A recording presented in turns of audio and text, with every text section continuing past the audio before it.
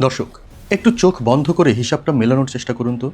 যে ভারত গত 17 মাস ধরে ফ্যাসিস্ট শেখ হাসিনা এবং তার দলের শীর্ষ নেতাদের পরম যত্নে রাষ্ট্রীয় প্রোটোকল দিয়ে আশ্রয় দিয়ে রেখেছে, যে ভারত আমাদের আন্তর্জাতিক অপরাধ ট্রাইব্যুনালের পাঠানো গ্রেপ্তারি পরোয়ানা বা রেড নোটিশকে বারবার আমলহীন করে দিয়েছে, সেই ভারতই হঠাৎ করে কেন মাঝরাতে অভিযান চালিয়ে আমাদের দেশের একজন তরুণ বিপ্লবীর খুনিদের গ্রেপ্তার করে বসলো? একদিকে ভারতের মাটিতে ইনকিলাব মঞ্চের আহ্বায়ক শরীফ ওসমান হাদির খুনিদের রিমান্ড, আর ঠিক তার পাশেই ঝুলে থাকা শেখ হাসিনাকে দেশে ফেরানোর এক বিশাল অন্ধকার কূটনৈতিক গোলকধাতা। এই দুটো ঘটনা কি শুধুই কাকতালীয়, নাকি পর্দার আড়ালে ঢাকা থেকে দিল্লি পর্যন্ত এমন কোনো মাস্টার প্ল্যান বা মেগা গেম চলছে যা আমাদের আগামী দশকের রাজনীতির পুরো মানচিত্রটাই চিরতরে বদলে দিতে যাচ্ছে? একদিকে তারা আমাদের দেশের একজন তরুণ বিপ্লবীর খুনিদের ধরে বাহবা কুড়ানোর চেষ্টা করছে, অন্যদিকে জুলাই অভ্যুত্থানের মূল মাস্টারমাইন্ডকে সযত্নে আগলে রাখছে। আমরা কি এক নতুন রাজনৈতিক ফাঁদে পা দিতে যাচ্ছি, নাকি এগুলো শুধুই সাউথ ব্লকের জিও পলিটিক্সের রুটিন চাল?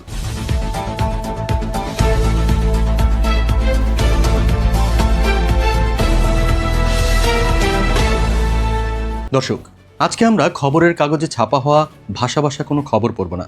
আজকে আমরা খবরের অনেক গভীরে যাব। জিও পলিটিক্সের জটিল অঙ্ক, রাষ্ট্রযন্ত্রের মনস্তত্ত্ব আর পর্দার আড়ালের আসল খেলোয়াড়দের মুখোশ উন্মোচন করব। আজকের এই এপিসোডটি একটু দীর্ঘ হবে, কারণ বিষয়গুলো সাধারণ নয়। তাই চা বা কফির মগ হাতে নিয়ে আরাম করে বসুন। চলুন সোজা মূল আলোচনায় ঢুকে পড়ি। কি ঘটছে আসলে আমাদের চারপাশে? একটু গভীরে যাওয়া যাক। আপনাদের নিশ্চয়ই মনে আছে, মাত্র কয়েক মাস আগের কথা। গত বছরের 12 ডিসেম্বর প্রকাশ্য দিবালোকে চলন্ত রিকশায় নির্মমভাবে একেবারে পয়েন্ট ব্ল্যাঙ্ক রেঞ্জ থেকে গুলি করা হয়েছিল ইনকিলাব মঞ্চের আহ্বায়ক এবং ঢাকা 8 আসনের তরুণ স্বতন্ত্র প্রার্থী শরীফ ওসমান বিন হাদিকে। 6 দিন মৃত্যুর সাথে পাঞ্জা লড়ে বাঁচার আপ্রাণ চেষ্টা করে 18 ডিসেম্বর সিঙ্গাপুরের একটি হাসপাতালে চিকিৎসাধীন অবস্থায় তিনি না ফেরার দেশে পাড়ি জমান। এই হত্যাকাণ্ড পুরো দেশকে স্তব্ধ করে দিয়েছিল। জুলাই অভ্যুত্থানের পর এটি ছিল স্বাধীন দেশে সবচেয়ে বড় পলিটিক্যাল অ্যাসাসিনেশন বা রাজনৈতিক হত্যাকাণ্ড। হত্যাকাণ্ডের পর থেকেই প্রধান শুটার ফয়সাল করিম মাসুদ এবং তার প্রধান সহযোগী আলমগীর হোসেন জাদুর মতো আত্মগোপনে চলে যায়। দেশের আইন শৃঙ্খলা বাহিনী, ডিবি, র্যাব হন্যে হয়ে তাদের খুঁজলেও তারা গোয়েন্দাদের চোখে ধুলো দিয়ে মেঘালয় সীমান্ত দিয়ে অত্যন্ত সুকৌশলে অবৈধভাবে ভারতে পালিয়ে যেতে সক্ষম হয়। মনে হচ্ছিল বিচারহীনতার সেই পুরনো সংস্কৃতি হয়তো আবারও ফিরে আসছে। আমরা হয়তো হাদির বিচার আর কোনোদিন পাবো না। কিন্তু অপরাধীদের শেষ রক্ষা হয়নি। গত 7 ও 8 মার্চের মধ্যবর্তী রাতে ভারতের পশ্চিমবঙ্গ পুলিশের স্পেশাল টাস্ক ফোর্স বা এসটিএফ গোপন সংবাদের ভিত্তিতে বাংলাদেশ সীমান্তবর্তী বনগা এলাকায় একটি বিশেষ ঝটিকা অভিযান চালায়। সেখানেই ধরা পড়ে হাদির খুনি ফয়সাল ওরফে রাহুল এবং আলমগীর। ভারতীয় পুলিশের গোয়েন্দা সূত্র এবং সেখানকার পত্রপত্রিকার খবর অনুযায়ী তারা পরিস্থিতি কিছুটা শান্ত হওয়ার সুযোগ নিয়ে পুনরায় বাংলাদেশে প্রবেশের চেষ্টা করছিল। তাদের কাছে জাল পাসপোর্ট এবং ভারতীয় রুপি পাওয়া গেছে। অবৈধভাবে ভারতে অনুপ্রবেশ এবং সেখানে অবস্থান করার অপরাধে তাদের বিরুদ্ধে ভারতীয় আইনে মামলা দায়ের করা হয়েছে এবং কলকাতার একটি আদালত ইতিমধ্যে তাদের 14 দিনের পুলিশ রিমান্ড মঞ্জুর করেছে। মজার বিষয় হলো, এই গ্রেপ্তারের ইম্প্যাক্ট বা প্রভাব দেশের ভেতরে কেমন পড়েছে। এই খবর বাংলাদেশে পৌঁছানোর সাথে সাথেই ইনকিলাব মঞ্চ, জাতীয় ছাত্রশক্তি এবং ঢাকা বিশ্ববিদ্যালয়ের সাধারণ শিক্ষার্থীরা রাজপথে উল্লাসে ফেটে পড়ে। কিন্তু তাদের দাবি একটাই, খুনিদের শুধু ধরলে হবে না, দ্রুত দেশে ফিরিয়ে এনে সর্বোচ্চ এবং দৃষ্টান্তমূলক শাস্তি নিশ্চিত করতে হবে। হাদির বোন মাসুমা সুলতানা গণমাধ্যমের সামনে কান্নাজড়িত কণ্ঠে জানিয়েছেন, তার ভাইয়ের খুনিরা ধরা পড়ায় তিনি কিছুটা স্বস্তি পেলেও তাদের ফাঁসির কাষ্ঠে না দেখা পর্যন্ত এই লড়াই, এই রাজপথের আন্দোলন থামবে না। বাংলাদেশ পুলিশের নবনিযুক্ত আইজিপি আলী হোসেন ফকির একটি প্রেস ব্রিফিংয়ে দেশবাসীকে আশ্বস্ত করে বলেছেন যে আসামিদের ফিরিয়ে আনতে ইতিমধ্যে ইন্টারপোল এবং দুই দেশের স্বরাষ্ট্র ও পররাষ্ট্র মন্ত্রণালয়ের মাধ্যমে আনুষ্ঠানিক কূটনৈতিক পত্র চালাচালি শুরু হয়েছে। কিন্তু এই পুরো গ্রেপ্তার প্রক্রিয়ার টাইমিংটা নিয়ে একটা বিশাল খটকা রয়েছে, আর সেই খটকাটা দূর করতেই আমাদের ইতিহাসের পাতা একটু উল্টাতে হবে।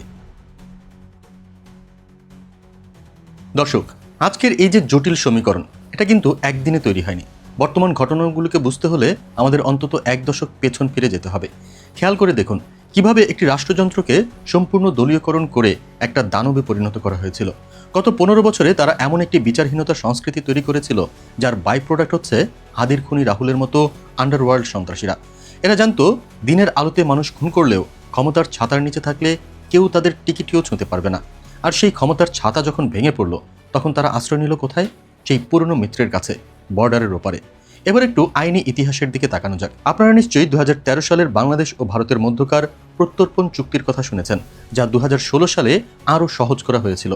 মজার বিষয় হলো, বিগত আওয়ামী লীগ সরকার এই চুক্তিটি মূলত করেছিল ভারতের উত্তর পূর্বাঞ্চলের বিচ্ছিন্নতাবাদীদের ভারতের হাতে তুলে দেওয়ার জন্য এবং ভারতের মাটিতে লুকিয়ে থাকা বাংলাদেশের আন্ডারওয়ার্ল্ডের কয়েকজন শীর্ষ সন্ত্রাসীকে দেশে আনার জন্য।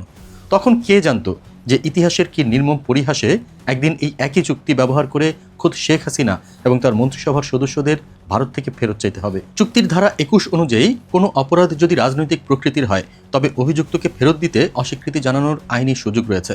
ভারত বারবার এই ফাঁকফোকর খোঁজার চেষ্টা করছে, কিন্তু একই চুক্তিতে এটাও খুব স্পষ্টভাবে বলা আছে যে হত্যা, খুন, গুম বা মানবতা বিরোধী অপরাধকে কোনোভাবেই রাজনৈতিক অপরাধ হিসেবে গণ্য করা যাবে না। আন্তর্জাতিক অপরাধ ট্রাইব্যুনাল বা আইসিটি জুলাই আগস্টের মানবতা বিরোধী অপরাধ এবং গণহত্যার দায়ে শেখ হাসিনা সহ শীর্ষ নেতাদের বিরুদ্ধে যে সাজা বা গ্রেপ্তারি পরোয়ানা জারি করেছে তা সরাসরি মানবতা বিরোধী অপরাধের ক্যাটাগরিতে পড়ে। গত 4 মার্চ ট্রাইব্যুনালের চিফ প্রসিকিউটর মোহাম্মদ আমিনুল ইসলাম অত্যন্ত স্পষ্ট ভাষায় জাতিকে জানিয়েছেন যে সাজাপ্রাপ্ত শেখ হাসিনাকে দেশে ফিরিয়ে আনতে রাষ্ট্রীয় পর্যায় থেকে সর্বাত্মক আইনি ও কূটনৈতিক উদ্যোগ গ্রহণ করা হচ্ছে। তাই আইনিভাবে ভারতের তাকে আটকে রাখার কোনো সুযোগ নেই।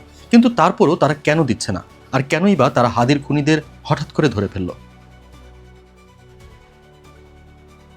দর্শক, এতক্ষণ তো আমরা দেখলাম আইনি মারপেচ। এবার চলুন একটু পর্দার পেছনে উকি দিই। এই যে ভারত হঠাৎ করে প্রায় গায়ে পড়ে হাদির খুনিদের গ্রেপ্তার করলো, এটা কি শুধুই তাদের রুটিন পুলিশি ওয়ার্ক? জি না। আন্তর্জাতিক রাজনীতিতে, বিশেষ করে দক্ষিণ এশিয়ার ভূ রাজনীতিতে কোনো কিছুই বিনা কারণে ঘটে না। এখানে ইটের বদলে পাটকেল নয়, ইটের বদলে পুরো পাহাড় ছোড়া হয়। বিশ্লেষকদের একটি বড় অংশ মনে করছেন শেখ হাসিনাকে ফেরত দেওয়ার ব্যাপারে বাংলাদেশের বর্তমান সরকার, ছাত্র জনতা এবং আন্তর্জাতিক মহলের যে প্রচণ্ড চাপ রয়েছে, সেই চাপকে কিছুটা প্রশমিত করতেই ভারত একটি আইওয়াস হিসেবে এই খুনিদের বাংলাদেশের হাতে তুলে দেওয়ার নাটক সাজিয়েছে। তারা মূলত আন্তর্জাতিক সম্প্রদায়কে বোঝাতে চাইছে, দেখো, আমরা তো অপরাধীদের প্রশ্রয় দিই না, আমরা তো খুনিদের ধরছি, আমাদের বিচার ব্যবস্থা তো কাজ করছে। এটি হচ্ছে ভারতের সাউথ ব্লকের একটি ক্লাসিক ডাইভারশন ট্যাকটিক। তারা খুব ভালো করেই জানে শেখ হাসিনাকে এই মুহূর্তে বাংলাদেশের হাতে তুলে দিলে দক্ষিণ এশিয়ায় তাদের ভূরাজনৈতিক আধিপত্যে বিশাল অপূরণীয় ধাক্কা লাগবে। গত 15 বছরে তারা শেখ হাসিনাকে ব্যবহার করে বাংলাদেশের ট্রানজিট, বন্দর, অর্থনীতি থেকে যা যা আদায় করেছে, সেই বিশ্বস্ত মিত্রকে ছুঁড়ে ফেললে ভবিষ্যতে এই অঞ্চলে ভারতের উপর কেউ আর আস্থা রাখবে না। আর অন্যদিকে আছে টাকার হিসেব। ভারতে পালিয়ে থাকা আওয়ামী লীগের হাজার হাজার নেতাকর্মী, সাবেক মন্ত্রী, এমপি, ব্যবসায়ী, সিন্ডিকেটরা সেখানে বসে আছেন কিভাবে? তাদের তো থাকার জায়গা, খাওয়া, লবিং করার জন্য বিশাল ফান্ডের দরকার। দেশ থেকে পাচার হওয়া লক্ষ কোটি টাকার একটা বড় অংশ, যা হুন্ডির মাধ্যমে দুবাই বা সিঙ্গাপুর হয়ে ভারতে ঢুকছে, তা এখন এই পলাতক নেতাদের রিগ্রুপিং এবং লবিংয়ের পেছনে ব্যয় হচ্ছে।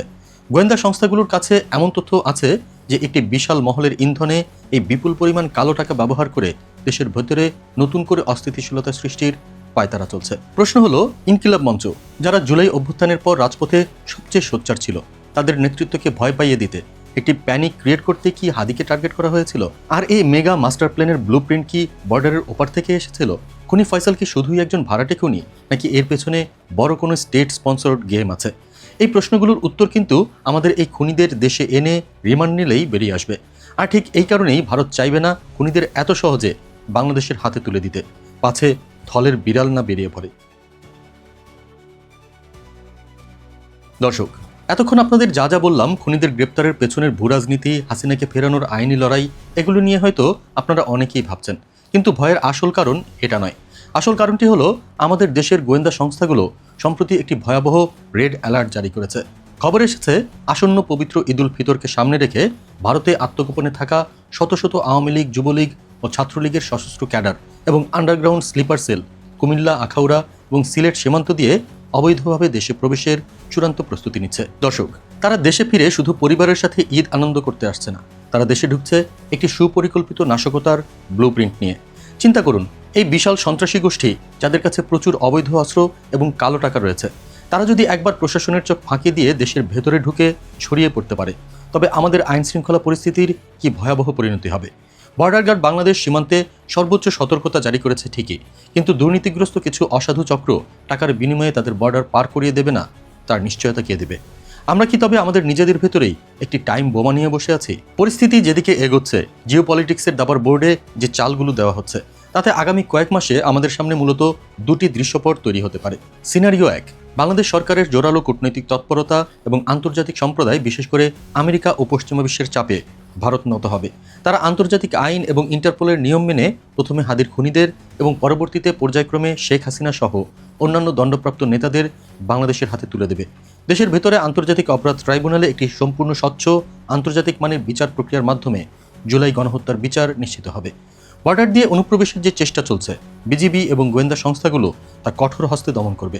এর ফলে দেশ একটি স্থিতিশীল অর্থনৈতিক উন্নয়নের গতিতে সামনের দিকে এগিয়ে যাবে। আর অন্যদিকে রয়েছে সিনারিও 2। এটি অত্যন্ত ভয়াবহ একটি দৃশ্যপট, যা আসলে কল্পনা করতেও ভয় লাগে। ভারত হয়তো সরাসরি শেখ হাসিনাকে ফেরত দিতে চূড়ান্ত অস্বীকৃতি জানাবে এবং তাকে আনুষ্ঠানিকভাবে রাজনৈতিক আশ্রয় দিয়ে বসবে। একই সাথে তারা হাদির খুনিদের বিচার নিজেদের আদালতেই দীর্ঘায়িত করবে। এর ফলে দুই দেশের সম্পর্ক একেবারে তলানিতে গিয়ে ঠেকবে। বাণিজ্য বন্ধ হতে পারে, বর্ডারগুলোতে সামরিক উত্তেজনা বাড়বে। অন্যদিকে ঈদের আগে যদি সত্যি সত্যি হাজার হাজার পলাতক সশস্ত্র ক্যাডার দেশে ঢুকে পড়ে, তবে দেশের ভিতরে ছাত্র জনতার সাথে তাদের এক ভয়াবহ রক্তক্ষয়ী গৃহযুদ্ধ বা সিভিল ওয়ার শুরু হয়ে যেতে পারে। পুরো দেশ এক গভীর অন্ধকার গহ্বরে তলিয়ে যাবে, যেখান থেকে ফেরা আমাদের জন্য প্রায় অসম্ভব হয়ে দাঁড়াবে। দর্শক, আজকের আলোচনায় আমরা দেখলাম কিভাবে সীমান্তের ওপারের মাঝরাতের একটি গ্রেপ্তার এবং আন্তর্জাতিক আদালতের একটি প্রত্যর্পণ চিঠি, এই আপাতত ভিন্ন দুটি বিষয়ে আসলে একই সুতোয় গাঁথা। আমরা ইতিহাসের পাতা থেকে দেখলাম কিভাবে স্বৈরাচার আর বিচারহীনতা তৈরি হয়, আর জিওপলিটিক্সের ময়দানে দেখলাম কিভাবে ক্ষমতার নিষ্ঠুর দাবা খেলা চলে। এখন সবচেয়ে বড় এবং গুরুত্বপূর্ণ প্রশ্নটি আমি আপনাদের করতে চাই, আপনাদের কি মনে হয় ভারতের এই আকস্মিক খুনি গ্রেপ্তারের পেছনে আসল উদ্দেশ্য কি? তারা কি সত্যি সত্যি আমাদের চাপে নতি স্বীকার করে শেখ হাসিনাকে ফেরত দেবে, নাকি এটা শুধু আমাদের সান্ত্বনা দেওয়ার জন্য বিশ্ব দরবারে নিজেদের সাধু সাজার একটি ডিপ্লোম্যাটিক চাল? আর সীমান্তের এই অনুপ্রবেশের হুমকি মোকাবিলায় আমাদের প্রস্তুতি কতটুকু? আপনাদের অত্যন্ত মূল্যবান মতামত, যুক্তি এবং বিশ্লেষণ নিচে কমেন্ট বক্সে তুলে ধরুন। আজকের মতো এখানেই বিদায় নিচ্ছি। চোখ কান খোলা রাখুন, কারণ রাজনীতিতে যা দেখা যায় তা সবসময় সত্যি নয়, আর যা সত্যি তা সবসময় দেখা যায় না। ভালো থাকবেন, সুস্থ থাকবেন। আল্লাহ হাফিজ।